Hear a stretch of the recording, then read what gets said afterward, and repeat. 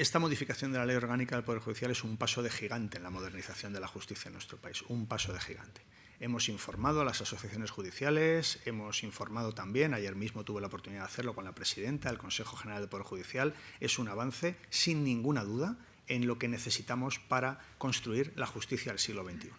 Son mayor número de jueces, mayor número de fiscales, mayor número de magistrados, mayores oportunidades de promoción profesional, garantía de que se cumplen los requisitos de número, tanto en el ingreso por el turno libre como en el ingreso por el cuarto turno, un cumplimiento de un requerimiento de la Comisión Europea, que también lo hace la Ley de Eficiencia, que es la regularización de jueces sustitutos y fiscales sustitutos, es decir, es un avance absolutamente esencial en la modernización de la justicia del siglo XXI.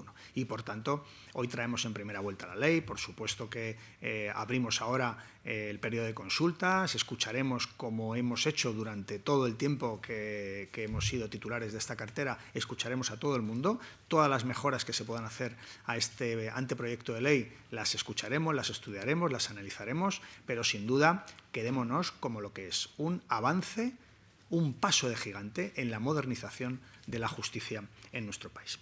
Y me hace una segunda pregunta dirigida a mí sobre un interrogatorio, unas declaraciones que conocimos ayer. En primer lugar, le quiero mostrar la preocupación porque este tipo de imágenes se filtren y sean de conocimiento general. Unas cuestiones tan sensibles, tan íntimas, que se hayan filtrado y todo el mundo pueda tener acceso a esas imágenes y a esas declaraciones. Eso me preocupa. Me gustaría que este tipo de filtraciones que con tanta frecuencia se producen no se produjeran, porque realmente estás afectando a la sensibilidad y a cuestiones muy íntimas de personas que están incursas en un procedimiento judicial. Después de escuchar la declaración y después de escuchar las preguntas, le tengo que decir que se evidencia que lo que hemos hecho en la Ley de Eficiencia del Servicio Público de la Justicia es imprescindible, y es que este tipo de casos de agresiones sexuales se conozcan en secciones especializadas en tribunales de instancia, para que los jueces y magistrados que los conozcan tengan un conocimiento profundo de estas cuestiones, sepan cómo tratar y cómo encarar este tipo de declaraciones, y además también se les pueda formar con mayor especialización a esos jueces, a esos fiscales, a esos magistrados que tienen parte en estos procedimientos que, insisto, son tan sensibles y son tan íntimos. Pues, si me permites, ministro, y seguramente ya no solamente como ministra portavoz, a mí sinceramente ver las imágenes que hemos podido ver todos los ciudadanos como mujer me han dolido mucho, me han dolido profundamente. Y además, reafirmando lo que decía el ministro, esa facilidad y esa normalidad en las filtraciones, la verdad es que generan preocupación, sobre todo porque en los juicios, y especialmente cuando estamos frente a juicios de temáticas tan delicadas, lo que se deben es valorar las pruebas y, sobre todo, no cuestionar a las víctimas. Y por eso le tengo que decir que como mujer me he sentido muy dolida y tengo la impresión de que es un sentimiento, esta sorpresa y este sentimiento tan incómodo, el que hemos tenido especialmente muchas mujeres en este país. Sobre la reunión que usted le preguntaba al ministro Bolaños también, sobre esa reunión o no de dos partidos políticos, en este caso Junts y el Partido Socialista, si se ha producido o no esas reuniones, lógicamente tendrán que confirmarlas o desmentirlas los dos partidos políticos, tanto Junts o bien el Partido Socialista, y no desde luego en esta mesa. También les diré, viene siendo la tónica habitual que se dan a conocer y se explican con absoluta transparencia cuando se llegan los distintos acuerdos. Pero ya les digo, a quien le corresponde confirmar o no la existencia de esas reuniones, en este caso son a los distintos partidos políticos. Sobre las diferentes preguntas que usted me ha hecho, evidentemente España no es un BRIC, no es un país emergente, y desconozco si esa afirmación realizada por el presidente Trump es una confusión o no, pero lo que sí que les puedo confirmar es que España no es un BRIC. También, además, ya que usted me pregunta sobre esto, me va a permitir que, en primer término, aunque ya lo ha hecho el presidente del Gobierno, traslade también, en nombre del Gobierno de España, la felicitación y el reconocimiento al nuevo presidente de Estados Unidos. Eso, por un lado. En segundo término, que me parece también muy importante, España y, por tanto, Europa miramos a Estados Unidos como un aliado natural. Y, desde luego, además, nosotros como país hemos mantenido y vamos a hacer todo lo posible para seguir manteniendo esa relación estratégica con Estados Unidos y especialmente con ese vínculo transatlántico que tenemos. Con respecto, por supuesto, al tema de los aranceles, porque además ustedes conocen perfectamente, lo decía al inicio de mi rueda de prensa, que España es un socio fiable y, sobre todo, es el principal motor económico en estos momentos en la Unión Europea.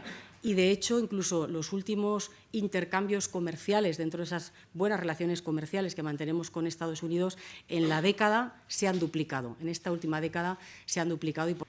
Digamos que llevamos a cabo determinados modos de trabajo con los grupos parlamentarios que están funcionando. Y uno de ellos es que nosotros nunca anunciamos el sentido del voto de ningún grupo parlamentario. Para eso están los propios grupos que pueden decir si votan a favor, en contra, se abstienen. Como suele pasar con las convalidaciones de estos reales decretos leyes, por supuesto que hay conversaciones, claro. En mi faceta de ministro de Relaciones con las Cortes es mi trabajo hablar con los grupos parlamentarios, buscar puntos de equilibrio, buscar acuerdos. De tal manera que usted hacía referencia mañana a los 3 reales decretos leyes que se someten a convalidación y, por tanto, tendrán que ser los grupos los que vayan estableciendo cuál es el sentido de su voto. Sobre el Real Decreto Ley Ómnibus, que usted en particular pues decía que estaba más en riesgo, ¿no? Pues le tengo que decir que ese Real Decreto incluye el aumento de las pensiones de 12 millones de pensionistas en nuestro país. 12 millones de pensionistas a los que se les sube en torno al 3% la pensión y las pensiones no contributivas un 9%. Ese Real Decreto Ley incluye ayudas al transporte público que puede hasta ser gratuito el abono transportes. Gracias a ese Real Decreto Ley. Se consolida la subida del salario mínimo interprofesional. Hay ayudas a las empresas electrointensivas que acaban reduciendo la factura de la luz de todos los hogares en nuestro país. Hay ayudas a los afectados por la Dana en Valencia. También algunas, ya menores, para los afectados por el volcán de La Palma. Yo creo que los ciudadanos nos votan a los grupos políticos para que les mejoremos las condiciones de vida, no para que les perjudiquemos. Y, por tanto, yo estoy seguro que todos los grupos parlamentarios tendrán en cuenta que mañana lo que estamos votando es si suben las pensiones o si se las bajan a los pensionistas. Si suben el salario mínimo o si pasa al año 2025 a no tener ese soporte y esa consolidación legal. Si quieren que haya ayudas al transporte público o quieren que no las haya. Si quieren que el abono transporte sea gratuito o quieren que no lo sea. Eso es lo que mañana se va a decidir convalidando ese Real Decreto Ley.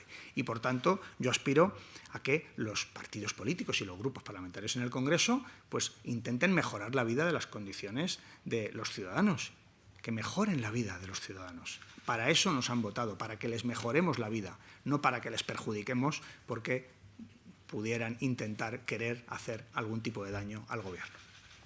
Sobre la pregunta que me realizaba, en primer lugar, lógicamente, trasladar el respeto de la decisión adoptada, además, de una manera consensuada y mayoritaria por los accionistas, evidentemente, y además ustedes conocen que en el caso del señor José María Payete, por supuesto, al que también hay que reconocerle la magnífica labor que lleva realizando desde el momento que fue elegido en el año 2016, le correspondía ya la renovación y, por tanto, como les digo, es una decisión que han adoptado de una manera consensuada y además de una manera mayoritaria los accionistas.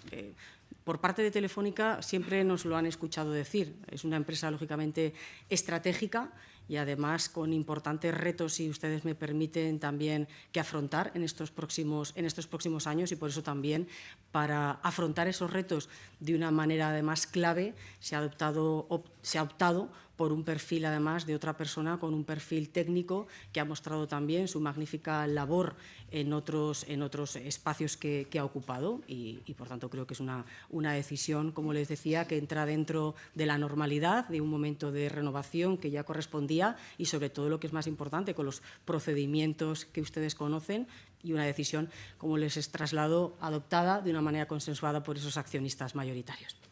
Lo obvio y lo claro, la libertad de prensa como algo esencial a defender y, además, sobre la cuestión concreta que usted nos traslada, el periodista, saben que además fue atendido incluso por nuestra propia embajada. Y sobre la segunda pregunta que usted me realizaba, la decisión de distintos ministros de continuar en la plataforma, en la red X, es una decisión personal.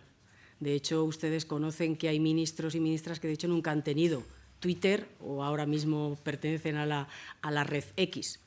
Así que esto es una decisión que voluntariamente elige pues cada ministro o cada ministra, y además saben que pues lógicamente la información que trasladamos desde el Gobierno de España, evidentemente seguimos trasladándola a través de todos los distintos, desde los distintos canales de información y desde las distintas plataformas digitales. A partir de ahí, como les digo, máximo respeto a que cada miembro del Consejo de Ministros decida si continúa o no en las diferentes plataformas digitales.